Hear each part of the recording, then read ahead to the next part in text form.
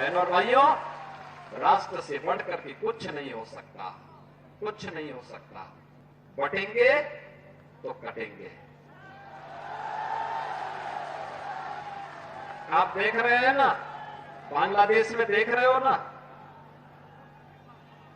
तो वो गलती कि इस भारतवर्ष में 100 बार मेरा जन्म हो और कारण सदा ही मृत्यु का देशोपकारक कर्म हो। मेरे जीवन बार बार इस हिंदुस्तान की धरती पर मैं जन्म लूं और सदैव मृत्यु का कारण देश और समाज के कल्याण। जिस देश में दुर्गादास राठौर जैसे महान वीर पैदा होते हो, उस देश का कोई विदेशी आक्रांता कैसे बारमाका कर सकता है। और भारत की आजादी अगर आई, वापस आई, भारत आजाद हुआ तो ऐसे वीरों के कारणों से, उनके कृतित्व से, उनके शौर्य और पराक्रम से। और शौर्य और पराक्रम जो कभी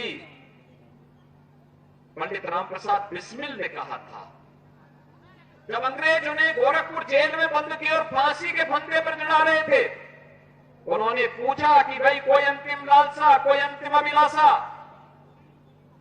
तो पंडित रामप्रसाद बिस्मिल ने एक ही बात कही। उन्होंने कहा, एक ही बात उन्होंने कहा कि इस भारतवर्ष में 100 बार मेरा जन्म हो और कारण सदा ही मृत्यु का देशोपकारक कर्म हो। मेरे जीवन बार बार इस हिंदुस्तान की धरती पर मैं जन्म लूं और सदैव मृत्यु का कारण देश और समाज के कल्याण, उसके उत्थान, उसकी सुरक्षा, उसकी समृद्धि मेरी बननी चाहिए। बहनों और भाइयों, यही भारत के सभी क्रांतिकारियों का घोष था, तेरा वैभव अमर रहे मां, हम दिन चार रहे न रहे। और आज भी जब प्रधानमंत्री मोदी जी ने देशवासियों के सामने 2047 तक भारत को दुनिया की सबसे बड़ी ताकत के रूप में स्थापित करने का एक विजन दिया है, विकसित भारत का एक संकल्प दिया है, हम सबका दायित्व बनता है प्रधानमंत्री मोदी जी के उस संकल्प के साथ प्राण प्राण से जुट करके हम भारत को विकसित भारत बनाने की दिशा में कार्य करें। बहनों और भाइयों, राष्ट्र से बढ़कर के कुछ नहीं हो सकता, कुछ नहीं हो सकता। और राष्ट्र तब सशक्त होगा जब हम एक रहेंगे, नेक रहेंगे, तभी नेक रहेंगे। बटेंगे तो कटेंगे।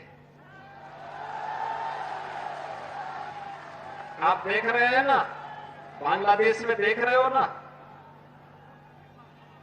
तो वो गलतियां यहां नहीं होनी चाहिए। बटेंगे तो कटेंगे, एक रहेंगे तो नेक रहेंगे,